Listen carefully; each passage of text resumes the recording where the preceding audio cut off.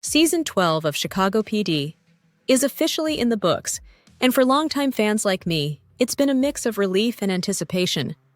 Season 13 has been renewed and coming this fall, but I've been holding off all season just to binge this season and take it in all at once, like I did when I first discovered the show, and spent 3 straight months powering through every season.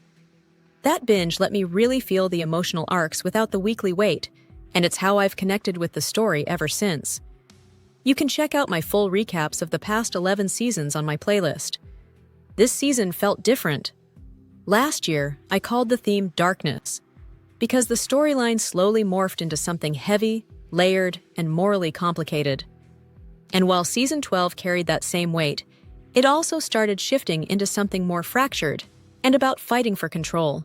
With Deputy Chief Charlie Reed entering the picture, that control starts to fracture. Reed mirrors Voight in some ways, but without the heart, his motives are colder, more calculated. That tension drives the season, challenging power, trust, and identity at every turn. That's why I'm calling Season 12 Fractured Command. It's about leadership unraveling, blind trust being tested, and the moment when justice and corruption become almost indistinguishable. It wasn't just another cop drama this year. It was a slow, emotional breakdown of everything the unit thought it stood for. Hi, and welcome to Timeless New York City. I'm Lena, and today, I'm getting into ChicagoPD Season 12. This isn't just a recap, it's a reflection. I've got a lot to say about what this season stirred up, and by the end, I'll share my honest thoughts and reactions, the kind that come from watching characters you've grown with struggle, shift, and sometimes fall apart. So settle in. Whether you've been following since the beginning or just jumping in, this season had some real weight that hit harder than expected. If you've been feeling it too, let's go through it together.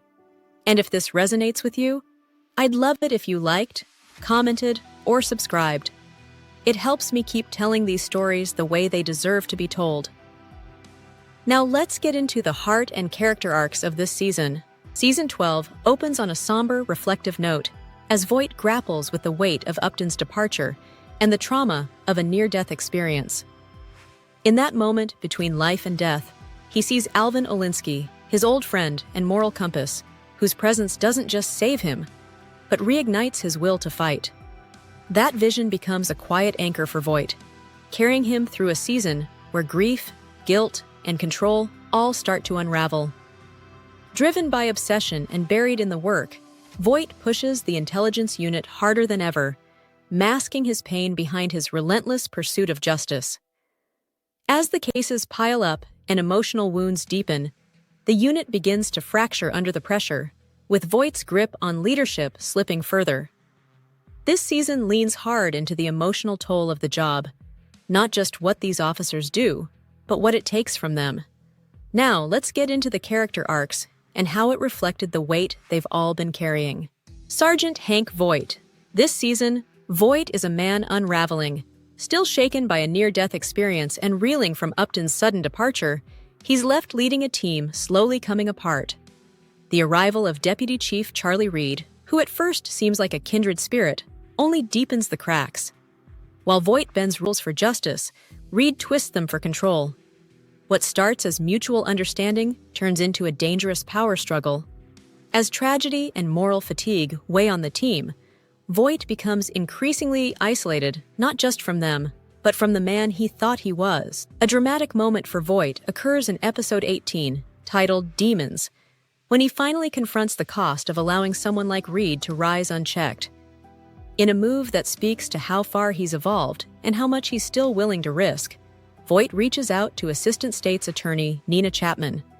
The two form an uneasy alliance to dismantle Reed's network of corruption.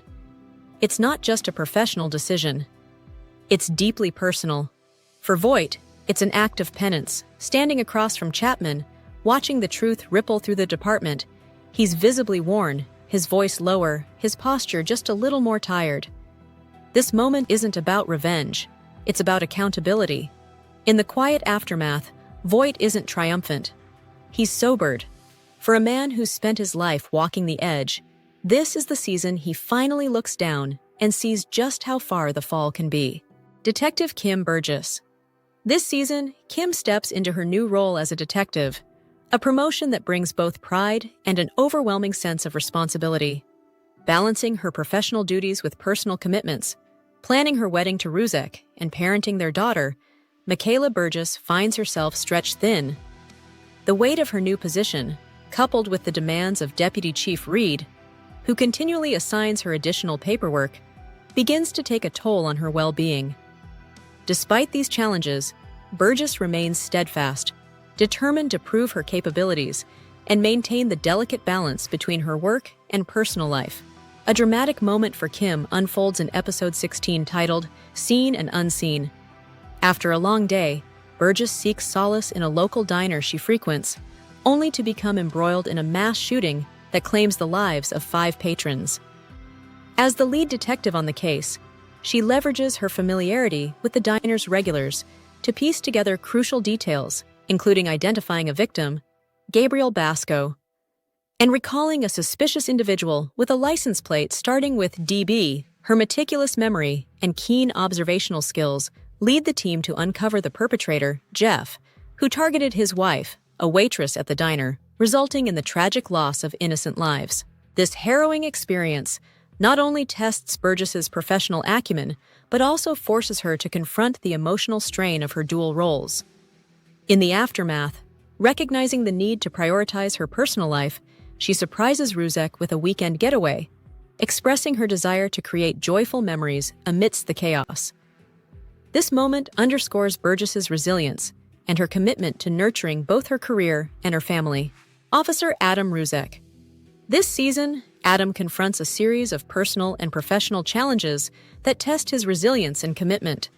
As he prepares for his wedding to Detective Kim Burgess, Ruzek also grapples with his father Bob's declining health due to Alzheimer's disease. Balancing the demands of his role in the intelligence unit with his responsibilities at home, Ruzek experiences moments of introspection, questioning his ability to manage the pressures of both worlds. His journey throughout the season is marked by growth as he navigates complex cases and deepens his understanding of what it means to be a partner, a son, and a father figure to Michaela. A dramatic moment for Adam Ruzek unfolds in episode 2, titled Blood Bleeds Blue. While returning from a case with Detective Emily Martell, the two hear gunshots and exit their vehicle to investigate. In a sudden, tragic moment, Martell is shot in the head right beside Ruzek. He immediately drags her behind their car for cover, but the damage is already done. The shock and grief are palpable as Ruzek processes the loss of someone who was more than just a colleague. She was a longtime friend. Consumed by guilt, Ruzek becomes laser-focused on finding the shooter, Roy Darrow. His pursuit is relentless, driven more by personal pain than procedure. When he finally confronts Darrow, Ruzek stands at the precipice between justice and revenge. In that pivotal moment, it was a painful, quiet kind of strength that marks a significant evolution in his character. Officer Kevin Atwater. In this season, Kevin remains the steady moral compass of the intelligence unit, but the weight of that role is heavier than ever. His commitment to community policing and integrity isolates him at times from both the force and parts of the community, but he holds firm, believing real change happens from the inside out. Atwater's arc is one of quiet resilience. He wrestles with how much of himself he can give without losing the values that define him. Every case, every decision, becomes a test of whether justice and empathy can coexist in a job that so often demands compromise. A dramatic moment for Atwater occurs in episode 17, titled Transference. What begins as a quiet dinner with his girlfriend Val spirals into chaos when gunshots erupt nearby. Atwater rushes to help, only to discover the suspect is Nick Payton, a former patient of Val's who's developed a disturbing obsession with her. Finding photos of Val in Nick's apartment hits hard. It's not just a case anymore, it's personal. As the lines between duty and love blur, Atwater is forced to question how much Val has kept from him. Still, he stays grounded, choosing clarity over anger. In the end, he handles the case with integrity, showing once again that he can be both a cop and a deeply human man. It leaves a scar, but but also reaffirms who Atwater truly is. Officer Dante Torres. This season, Torres faces an intense internal reckoning as he tries to define the kind of cop and man he wants to be. Still new to the intelligence unit, he's weighed down by past mistakes and the pressure to prove himself. Withdrawn and struggling, he turns to late-night boxing, sleepless nights, and emotional isolation, his worn-down appearance reflecting his unraveling inside. He takes time off, hoping for clarity, but the guilt doesn't let go. Torres's journey becomes one of painful honesty, trying to balance the violence of his past with the ideals he's chasing. By season's end, he's still bruised, but more self-aware, ready to start rebuilding. A dramatic moment for Dante unfolds in Episode 8, titled Penance. In this emotionally charged episode, Torres is drawn back into the orbit of Gloria Perez, a former informant and someone with whom he shares a complicated past. When it's revealed that Gloria is tied to a new drug operation, Torres secretly tries to protect her, believing he can shield her from the fallout without exposing either of them. But his judgment is clouded by unresolved feelings, and that mistake proves fatal. During a tense sting operation, the situation spins out of control. Gloria, trying to protect Torres, steps in and takes a bullet meant for him. The moment is raw and devastating. She dies in his arms, surrounded by flashing lights and chaos, with Torres unable to save her. It's not just a tragic end for Gloria, it's a sharp, brutal reckoning for Torres, as he realizes too late that he never could live in both worlds without someone getting caught in the crossfire. Officer Kiana Cook. This season, Cook stands out as a bold and capable new force in the intelligence unit. First introduced in Episode 2, titled Blood Bleeds Blue, she quickly earns the team's respect with sharp instincts and fearless action during a tense case. Her ability to step up, despite being the new face in a tight-knit group, cements her place on the team. Cook's arc is all about proving herself. She brings a fresh perspective and quiet strength, balancing tactical skill with deep personal resolve. Along the way, she faces her own challenges, from complicated family ties to the pressure of going undercover. These trials shape her, and by season's end, she's not just the new recruit, she's a fully grounded part of the team, with a voice and presence all her own. A dramatic moment for Cook unfolds in Episode 19, titled Name, Image, Likeness. In this pivotal episode, Cook takes on her first case involving a confidential informant, navigating the complexities of a robbery-murder investigation, linked to a star college athlete. When the intelligence unit identifies Damone Russell, a high-profile basketball player, as a suspect, Cook suggests turning Ruby Rios, a dancer with connections to Russell, into an informant. Initially, Ruby agrees to cooperate, but she ultimately betrays the team, disappearing with Russell and faking motel records to cover their tracks. Undeterred, Cook tracks their movements, uncovers discarded evidence, and proves that Russell was the shooter in the jewelry store incident. This case challenges Cook's resolve and highlights her potential as a valuable asset to the team, marking a significant step in her professional growth. Desk Sergeant Trudy Platt. In this season, Trudy remains a quiet yet unwavering presence in the background of the intelligence unit. Though her screen time is noticeably reduced this season, her role as the moral center of the 21st District is still deeply felt. Platt continues to provide guidance, perspective, and a firm grounding for the team, especially as tensions rise under Deputy Chief Reed's increasingly corrupt influence. Her presence at the front desk is more than symbolic. It's the constant in a unit full of shifting loyalties and personal upheavals. Whether she's offering a few sharp words of advice, lending emotional support, or keeping the unit connected to its roots, Platt's steadiness serves as a quiet backbone to the story. Her absence in more action-heavy episodes is noticeable, but her impact remains, especially in moments where the team needs a reminder of why they do what they do. A dramatic moment for Trudy unfolds during the Chicago crossover event, beginning in Chicago Fire and carrying into ChicagoPD, Episode 11, titled In the Trenches, Part 3. While assisting on the front lines of a citywide crisis caused by a gas explosion, Platt leaves her desk to help evacuate a building in Chicago Fire. There, In the chaos of smoke and confusion, she's ambushed and shot multiple times while attempting to apprehend a suspect. She is rushed to Chicago Med, where she flatlines during surgery, only to be revived through an emergency cold therapy procedure. By the time we return to Chicago PD, the fallout is deeply felt from the officers who've long relied on Platt's strength and wit. Even from her hospital bed, Platt continues to pass along crucial information that helps the intelligence unit close in on the suspect. Platt's quiet resilience reminds everyone exactly who holds the heart of the unit. This season, for me, was a mix of strong moments and some emotional whiplash. Coming off the intensity of Season 11, which I watched and recapped just a week before this premiere, I felt like I hadn't fully caught my breath. I was still sitting with Upton's exit, the weight of Alinsky's surprise return, and Hank's near-death experience. So jumping right into Season 12 without the ability to binge it all at once made it harder to settle into the rhythm of the story. The introduction of Detective Emily Martell in the first episode felt rushed. The show wanted us to believe she had this deep-rooted connection to Adam, but there just wasn't enough time to buy into it before she was suddenly gone. Her death was meant to hit hard, and it did, but not because we knew her. It was more about what her death did to Adam, and even that emotional beat felt like it came too soon. Kim's absence in the opening episodes was hard to ignore. Her connection with Ruzek, and her presence overall, has always been such an emotional anchor for the show. With Upton already gone, the start of the season felt off balance, like something essential was missing.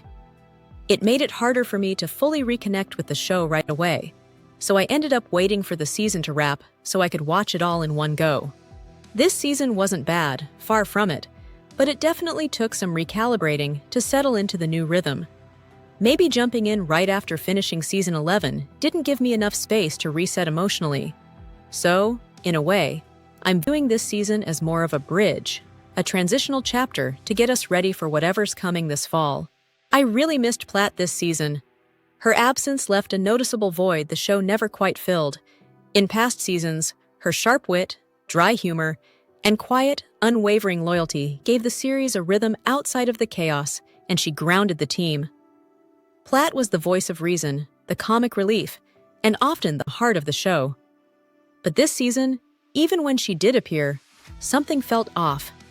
She was quieter, more subdued, like the weight of everything had finally caught up to her. That sharp edge, the spark she always brought, it just wasn't there. And without it, the show felt a little heavier, a little less complete. The return of Nina Chapman and the writer's attempt to spark a love interest between her and Voight just didn't land for me. I've often wondered why Voight never really had a meaningful romantic connection throughout the series, especially given how layered and emotionally complex he is. So I get why they tried it. But with Chapman, it felt forced. I didn't see the chemistry or the emotional buildup, just two characters sharing screen time without that deeper spark. For a man like Voight, who carries so much grief and guarded pain, any love story would need to feel earned and raw. This one just felt out of place. I felt the same disconnect with the attempt to create a love story between Kevin and Val. It felt forced. Kevin's strength has always come from his family, his siblings, his father, and it's frustrating that those relationships have disappeared without any explanation. Instead, the show keeps placing him in romantic arcs that never quite land. Val wasn't the issue, it's that Kevin's character keeps getting pushed into stories that don't feel fully developed or true to who he is. I think Dante's character, and especially his religious conviction, is a really interesting addition to the show. It's something fresh we haven't seen before, and there's real potential there. When he's focused on the work, on the cases themselves, he has some genuinely strong moments. You can see the spark in him, both as a character and as an actor, but when the show leans too heavily into his darker, self-reflective side, I find myself disconnecting. The emotional weight doesn't always land. That said, I do think he has the makings of a powerful detective, someone who could eventually fill the space left by Antonio Dawson. They share that same internal compass, that conviction. But for Dante to really grow into that role, the writers need to balance his development better. He needs to be rooted more in the work, with just enough personal life woven in to give him depth without pulling him away from the heart of the unit. One of the most frustrating parts of the entire season was how rushed Kim and Adam's wedding felt in the last show of the season, especially since the title of the show was literally named Vows, yet not a single vow was uttered. All we got was a shot of Kim walking down the aisle, a quick scene of her and Adam standing together at the altar, and then, poof, nothing else? It was a blink and you miss it moment that skipped right over what fans had been waiting for all season, really, for years. I didn't just want the wedding, I wanted the moment. The build-up, the emotion, the payoff that this couple earned after everything they've been through. Their love story has been messy and hard-fought, and this should have been a meaningful, emotional high point. Instead, it felt like an afterthought. And for the life of me, I can't understand why the writers chose to reduce such a long-awaited moment to something so brief and forgettable.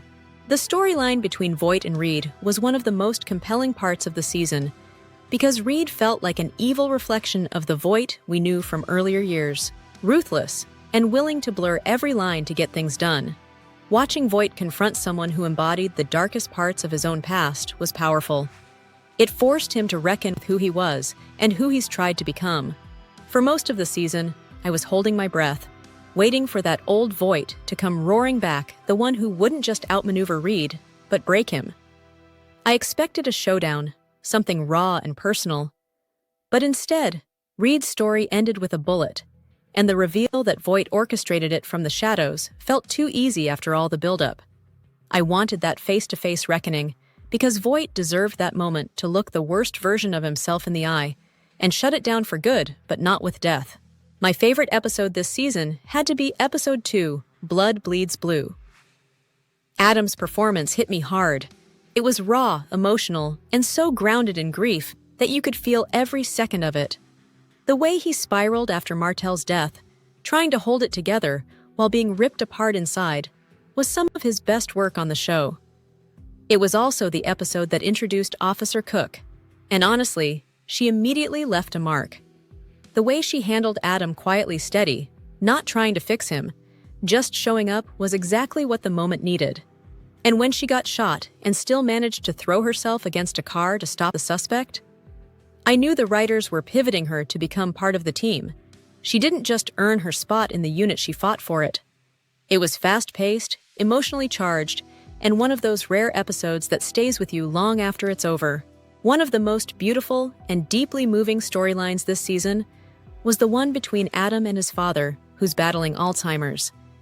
It hit close to home for so many people because this is a reality so many families live with. Watching their relationship shift was heartbreaking and honest. You could see the fear in Adam's eyes, not just about losing his dad, but about becoming the one who has to be strong now.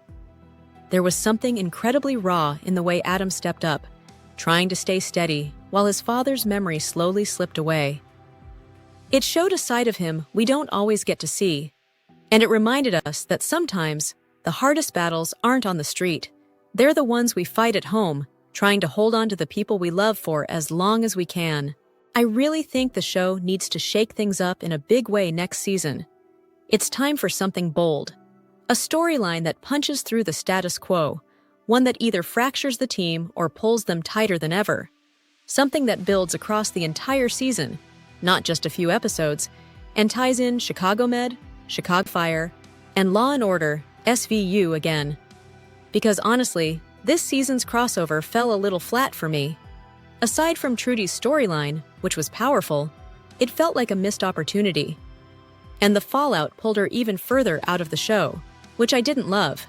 What this show needs is a slow-burning, emotionally gripping arc that challenges every character at their core. The case next season needs to be messy, complex, and morally gray, something that shakes the team to its core and makes the audience question everything right alongside them. Not something that wraps up cleanly, but a story that leaves real consequences. Twists that hurt, betrayals that sting, and choices no one walks away from untouched. And if there's ever been a perfect moment to bring back Jesse Lee Soffer as Jay Halstead, this is it. Now with the other show he was on, FBI International, now canceled, the opportunity is there not for nostalgia, but but because Halstead can add attention and moral weight the team needs. This season felt too safe, too neat. We need to get back to stories that dig deep, sit in the discomfort, and force every character to grow. I want the writers to take risks, get bold, and pull us into a season that keeps us guessing and feeling every step of the way. Chicago PD, Season 12. It wasn't perfect, but it gave us a lot to sit with: grief, power struggles, and what it really means to lead under pressure. Some moments hit deep, others missed, but the heart of the show still kept me coming back.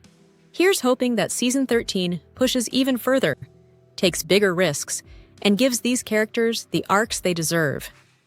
If you are connected with this breakdown, don't forget to like, comment, and subscribe. I'd love to hear your thoughts, and check out my full playlist for every season of Chicago PD so far. Thank you so much for all your support. It truly inspires me to keep going and keep growing this channel. I've got plenty more show recaps on the way, so stay tuned. And of course, I'll be right here next season to break down every moment of Chicago PD with you.